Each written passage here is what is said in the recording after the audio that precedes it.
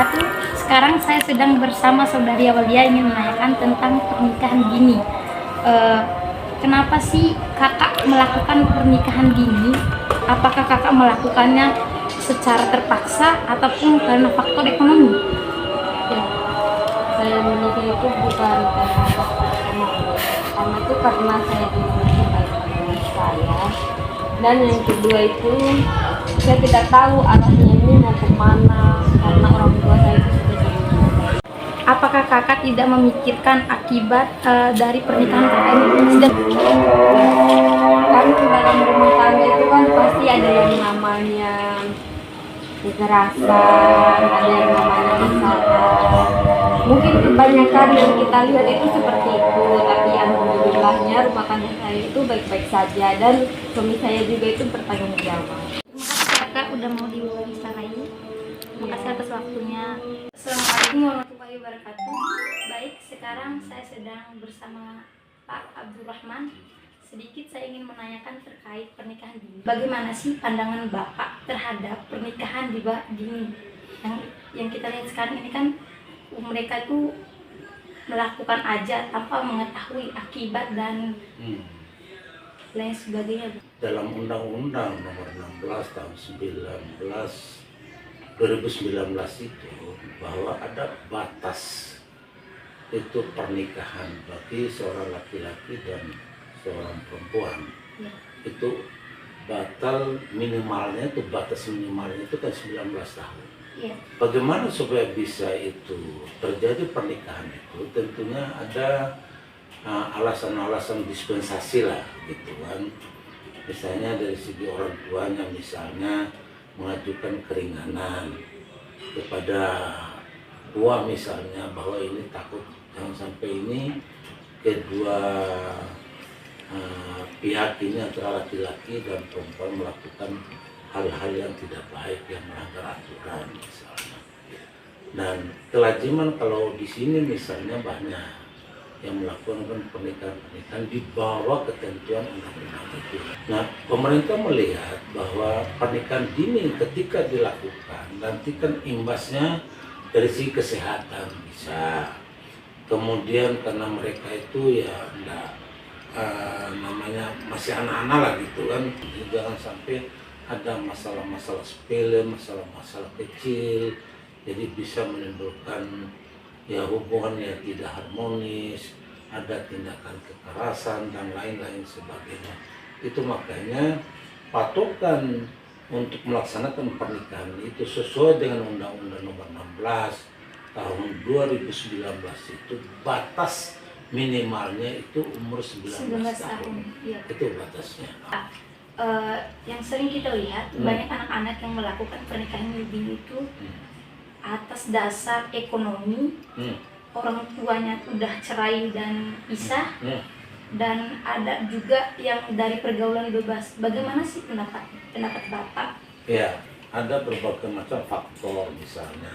Katakan orang tuanya itu ya tidak harmonis atau terjadi perceraian dan lain-lain sebagainya. Akhirnya itu kan berimbas kepada anaknya. Ya. Ada alasan-alasan yang dibenarkan oleh syar'i misalnya. Dibenarkan secara hukum, misalnya nikah itu misalnya di bawah katakanlah 19, katakanlah umur 18 misalnya. Harus ada istilahnya itu ya alasan-alasan yang dibenarkan gitu kan. Nah, apa alasan-alasan yang dibenarkan itu? Salah satunya misalnya takut dikhawatirkan melakukan hal-hal yang bertentangan dengan syar'i, dengan hukum Islam gitu kan. Mungkin segitu aja Bapak, makasih atas arahannya. Oh gitu. Dan juga makasih Bapak sudah berkenan hati diwawancarai. Pak Widodo, gini Pak, saya mau menurut Bapak gimana sih pandangan agama tentang pernikahan di bawah umur? Ada dua yang harus kita jelaskan di sini. Pertama, kalau dari sudut pandang syariah Islam itu sebetulnya standarnya adalah usia balik. Ya, jadi kalau usia balik menurut agama Islam itu sudah diperbolehkan untuk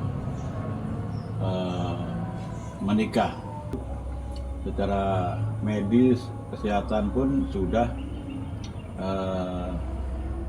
tidak ada yang dikhawatirkan.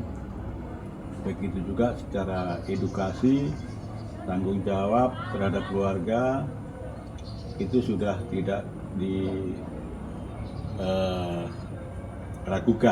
karena sudah akil balik, sudah dewasa. Satu lagi sudut pandang dari pemerintah. Standar pemerintah itu menggunakan adalah usia. Jadi usia pemerintah yang dulunya 17 tahun, sekarang ini kalau tidak salah adalah 19 tahun.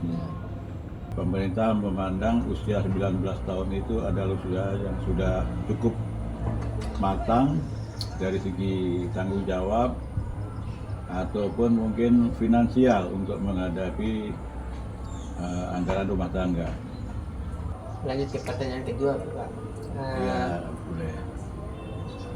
Menurut Bapak, bagaimana cara terbaik untuk mencegah pernikahan di bawah umur ini, Pak? Kalau untuk mencegahnya, itu satu-satunya adalah melakukan edukasi. Edukasi kepada para remaja, generasi muda terhadap pernikahan dini. Kira-kira dampak akibatnya, walaupun itu tidak akan sama, ya, tergantung daripada subjeknya di situ, individunya. Gitu. Jadi satu-satunya adalah edukasi. Edukasi. Itu aja, Pak. Ya. Ya. Oke. Terima kasih, Pak. Oke, sama-sama.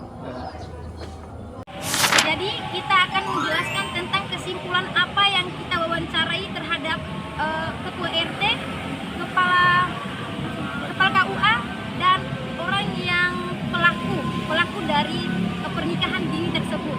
Jadi kesimpulannya adalah melakukan pernikahan dini itu bisa menimbulkan kekhawatiran terhadap diri kita sendiri, dan juga dalam undang-undang